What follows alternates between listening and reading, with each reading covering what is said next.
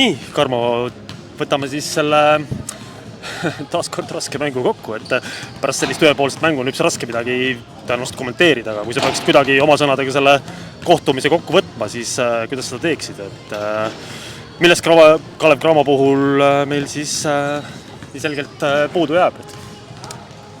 No ma ei tea, ma ütleks, et kaotamisel ja kaotamisel on ka vahe, et kuigi põhiliselt skoori poolest nad ikkagi meile väga palju punkte viskasid, siis ma arvan, et kodupubliku ees, et kodupublik asjast nägi, et me ikkagi pingutasime, aga midagi jäi ikkagi väga puudu, et selline lõpptulemus jäi.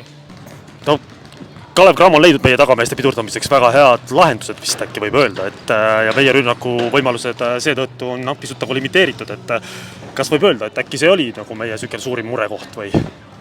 Võib nii öelda küll, et Erik Hunteril ka vigadega kohe esimesel veerandil probleem oli, et see natuke tekitas probleeme tagaliinis ja me ei saanud neid palle nendesse kohtadesse, kus me tahtsime ja sealt tuli omakorda võib-olla raskemad lahendused.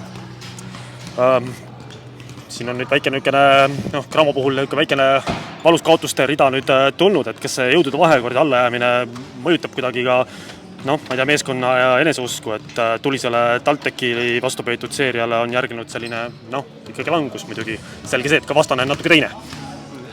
Võib-olla küll, aga ma arvan, et ka tänane mäng näitas, et kui me ikkagi pingutame tulemuseks, ma arvan, et me saame ikkagi läbi selle seeria veel tõestada tiimina ja et ikkagi me ei ole siin poolfinaalis ilma asjata ja me oleme õiges kohas. Ja üks mäng on veel mängida, et sellel seerial veel joon all ei ole, et mis sa arvad, et mis oleks need nüansid, mida võiks veel ära teha, et see seeria kuidagi viisakalt ikkagi nii-öelda joon alla tõmmata? Eks me peamegi, üks trenn ainult on, ega siin palju mõtlemise ainult pole. Et peame vaatama trennis ja videos üle, mis meil nagu nii hullusti läks, et siuke seis jäi jällegi.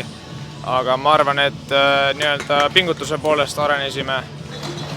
Võib-olla oligi täna see, mis mulle väga silma paistis ja me ise ka ei saanud neid palle sinna, kus me tahtsime. Kas siis 3 punkti joone taha, et enda vabastamine, kattedest välja tulemine, et see saaks kindlasti parem olla, vähemalt minul isiklikult. Selge, Karmo, rõõm oli igatahes näha, et peatreener on ka leidnud sulle ikkagi need minutid ja saad täna alustasid lausa algviisikust, et selle üle on igatahes väga hea meel ja ega midagi, lähme selle 3. mängule vastu ja paneme seal siis, mis panna annab ja nii on. Ja aitäh sulle! Jah, aitäh!